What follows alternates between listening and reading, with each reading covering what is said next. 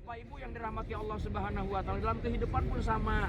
Kita mengarungi bahtera berkeluarga tujuannya untuk apa? Sakinah, mawaddah, warahmah. Jangan sampai di tengah-tengah ada lihat rahmah yang lain. Ya kan? Padahal rahmah di rumah udah ada. Kita lihat sakinah yang lain. Ya kan? Nah, ya kan? Lihat sakinah, rahmah, ya kan? Lainnya nyari lagi mawaddah yang lain. Akhirnya apa? Nggak tercipta satu kesatuan karena nyarinya sakinah, mawadah, dan warahmah. Jumlahnya 4 sama yang di rumah. Monggo. Nah itu jangan sampai kemudian akhirnya jadi perang Uhud dan gagal. Ya kan? Itu Pak Nardi, Pak Nopal, dan Pak Muslim serta saya sendiri. Ya kok saya nggak disebut? Ustaz Munir. Semua gagal semuanya. Semuanya. Jadi Bapak Ibu yang dirahmati Allah Subhanahu wa taala.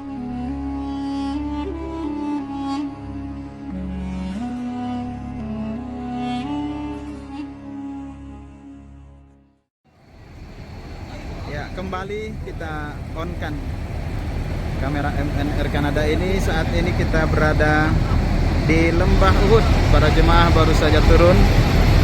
Kita akan mengajak para jemaah merapat ke makam, insyaallah, ke pemakaman para syuhada Uhud. Tapi saya juga belum tahu apakah para jemaah ibu-ibu turun karena mau belanja atau mau ke makamnya. Ayo, yuk. Obat mandul, obat kencing manis. Ini Bapak Ibu, Jabal Uhud membentang dari arah barat ke timur 7 kilo. Tuh. Lumayan jauh kalau Ibu Murni ke situ, Ustaz. Jauh kalau Ibu Murni ke situ. Iya, di sini aja. Ayo kita kumpul dulu ya, kita ingin memberikan ini ya penjelasan.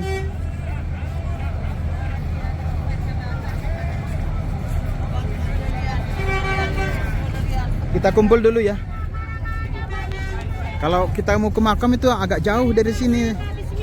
Kasihan juga Ibu Murni. Jauh.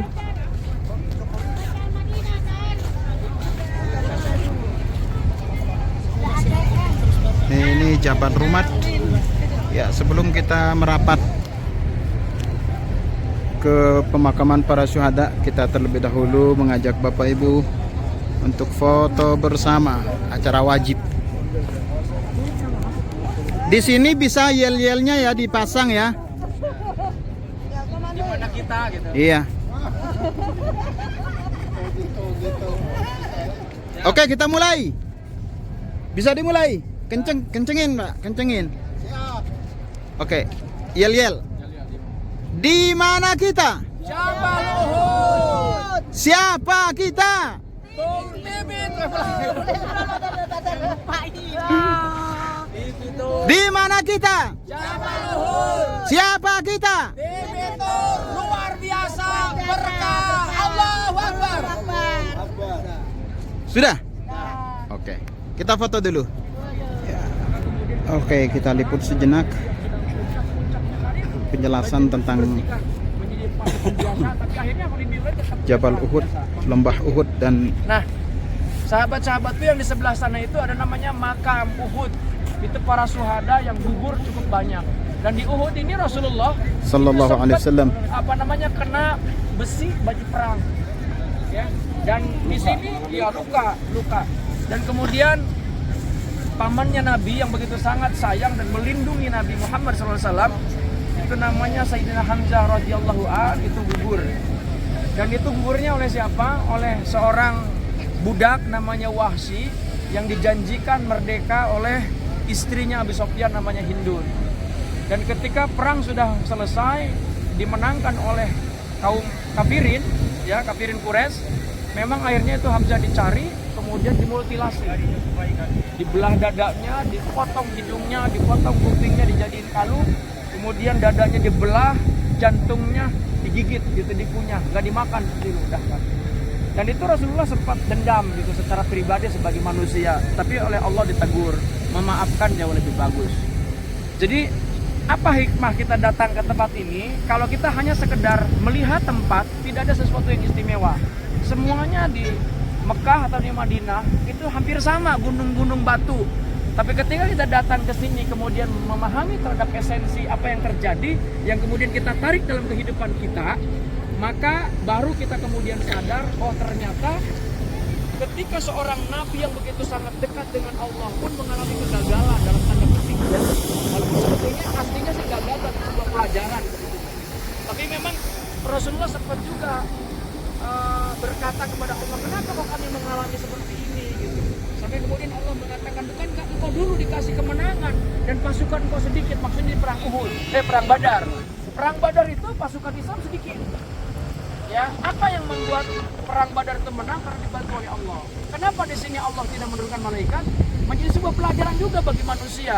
Jadi kalau kita ingin sukses, memang pasti ada yang namanya rintangan dan kegagalan.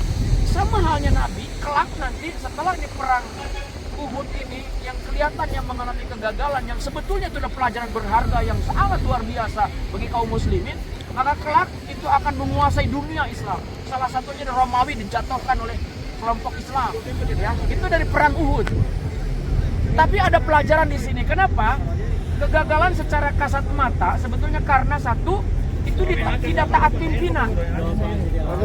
Pasukan yang harusnya dia berada di Jabarumat dalam kondisi apapun, akhirnya dia turun perlahan-lahan karena melihat orang kafir Quraisy itu kabur. Dia sangkanya kalah. Pada sebuah strategi di belakang, begitu para pemanah yang ada di Jabarumat itu turun, Khalid bin Walid memerintahkan untuk memanah dari atas. Posisinya posisi yang tidak menguntungkan, maka akhirnya kaum muslimin kalah. Karena memang sudah ditempur kalah. Di samping itu memang di awalnya, kenapa? Kelompok kafir Quraisy itu pasukannya cukup banyak yang dipimpin oleh Khalid bin Walid yang jago strategi perang. Ya, dan jumlahnya itu 3.000 orang, 3.000 pasukan. Sementara Islam yang awalnya 1.000 itu ada provokasi di dalam orang munafik namanya Abdullah bin Ubay, Ibnu Salul, ya, iya betul, Abdullah bin Ubay ya. Abdullah bin Ubay itu dia seolah-olah mendukung Rasulullah, padahal diam-diam memprovokasi. Kenapa? Dia memberikan usulan bahwa kita nggak usah lah pergi ke sini, kita tetap di Madinah saja bertahan supaya kita jauh lebih menguasai. Rasulullah awalnya setuju dengan usulan Abdullah bin Ubay itu, tapi para sahabat yang lain tidak mau. Nah, Rasulullah kan menyebarkan usulan dari Abdullah bin Ubay itu kepada para sahabat, dan para sahabat tidak ada yang mau. Akhirnya Rasulullah menyetujui dari hasil musyawarah. Itulah hebatnya Rasulullah. Walaupun seorang pemimpin tidak diktator, tidak mentang-mentang dirinya seorang pemimpin, tapi minta masukan kepada bawahannya. Dan akhirnya apa? Rasulullah justru dijadikan sebagai sebuah tameng bahwa Rasulullah tidak peduli kepada masyarakat, tidak peduli kepada umat, tidak peduli kepada pasukan, tidak peduli kepada bawahan. Itu yang diprovokasi oleh Abdullah bin Ubay, yang akhirnya dari 1.000 orang, 300 orang terprovokasi oleh Abdullah bin Ubay. Dan akhirnya apa? Itu 700 lawan 3.000. Dan tentu saja dari jumlah pun kalah. Sudah begitu, memang pasukan-pasukan kaum muslimin sudah mulai agak terganggu. Maka akhirnya begitu turun, lihat harta ghanimah, orang pada turun, pasukan kafir Quraisy menghantam dan kalah. Dan pesannya apa dalam kehidupan kita? Kalau kita ingin selamat, satu, kita ikutin aturan. Konsisten terhadap tujuan. Jangan di tengah-tengah kita terganggu. Sama halnya kita nih mau umroh, tiba-tiba di tengah jalan terganggu karena beli emas, karena beli beli itu segala macam. Tapi kita kan sudah selesai. Selesai semua. Jangan patah semangat. Sudah selesai. Tujuan utamanya sudah selesai. Maka itu adalah bagian gangguan. Jangan sampai kemudian umroh tidak selesai, malah belanja yang selesai. Itu nanti terjadi perang Uhud nanti. Ya kan, kegagalan. Nah, itu hikmahnya sebetulnya. Makanya kenapa saya ajak ke tempat panas ini, supaya merasakan sensasinya. Rasulullah perang itu bukan di tempat yang ber-AC, tapi di tempat yang panas. Ya kan? Kita baru hanya kena sengatan begini aja, kita kan kadang-kadang merasa warisi, merasa berat segala. Rasulullah tiap hari berhadapan dengan orang-orang kafir Quraisy tiap saat. Nah, sebab itulah Bapak Ibu yang dirahmati Allah Subhanahu wa taala, dalam kehidupan pun sama. Kita mengarungi bahtera berkeluarga tujuannya untuk apa? Sakinah, mawaddah, warahmah. Jangan sampai di tengah-tengah ada lihat rahmah yang lain. Ya kan? Padahal rahmah di rumah udah ada. Kita lihat sakinah yang lain. Ya kan? Nah, ya kan?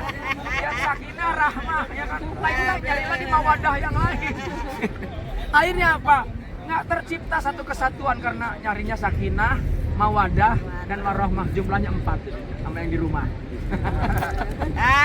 Monggo. Nah itu jangan sampai kemudian akhirnya jadi perang Uhud dan gagal. Ya kan? Itu Pak Nardi, Pak Nopal, dan Pak Muslim serta saya sendiri. Ya kok saya nggak disebut? Ustaz Munir. Semua gagal semuanya. Semuanya. Jadi Bapak Ibu yang dirahmati Allah Subhanahu wa taala, hikmah Uhud itu lihat seorang nabi, seorang rasul yang dekat dengan Allah, kenapa kok dibiarkan kalah perangnya? Gitu kan? Tapi ini pelajaran. Nabi saja yang dekat dengan Allah mengalami kegagalan. Jangan sampai kita kemudian menyalahkan Allah orang biasa. Gitu. Kalau orang biasa ternyata menghadapi rintangan, itu nabi saja. Ini nabi yang tinggal berdoa aja sebenarnya bisa.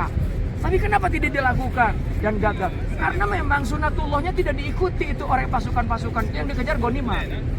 Akhirnya apa? Hancur. Ya kan? Jadi hikmahnya seperti itu.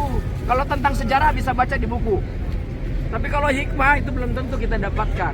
Kita sengaja datang ke sini supaya merasakan, oh ini namanya sekarang sih kelihatan udah enak, yang ada pohon segala macam. Dulunya waduh luar biasa konon katanya. Saya juga bukan pelaku sejarah. Ya kan? Nah sebab itulah Bapak Ibu yang dirahmati Allah Subhanahu wa taala, sehingga dengan datang ke sini mari kita berdoa ya untuk para syuhada bil khusus, untuk pamannya Rasulullah yaitu Sayyidina Hamzah radhiyallahu an. Mudah-mudahan Allah tempatkan alam kuburnya Sayyidina Hamzah radhiyallahu an berikut Amin. para syuhada yang lain di syuhadanya Uhud. Allah tempatkan alam kuburnya raudhah min riyadil jannah. Allah terima amal ibadahnya sehingga ajaran Islam sampai kepada kita. Amin. Dan juga kemudian keluarganya, keturunannya menjadi mulia karenanya, dan kita pun mudah-mudahan mendapatkan cipratan rahmat. Amin. Baginda Rasulullah Muhammad SAW. Al-Fatihah. Al-Fatihah. A'udzubillahi minasyaitonirrajim. Bismillahirrahmanirrahim. Alhamdulillahirabbil alamin arrahmanirrahim maliki yaumiddin. Iyyaka na'budu wa iyyaka nasta'in ihdinas siratal mustaqim. Siratal ladzina an'amta 'alaihim ghairil maghdubi alaihim waladdallin. Bapak Ibu yang dirahmati Allah Subhanahu wa taala, mudah-mudahan sebuah bekas yang bisa dibawa sebagai oleh-oleh pulang, yaitu sebuah hikmah, dan mudah-mudahan kita semakin berkah dari Amin. yang kita lakukan. Assalamualaikum warahmatullahi wabarakatuh. Waalaikumsalam warahmatullahi taala wabarakatuh.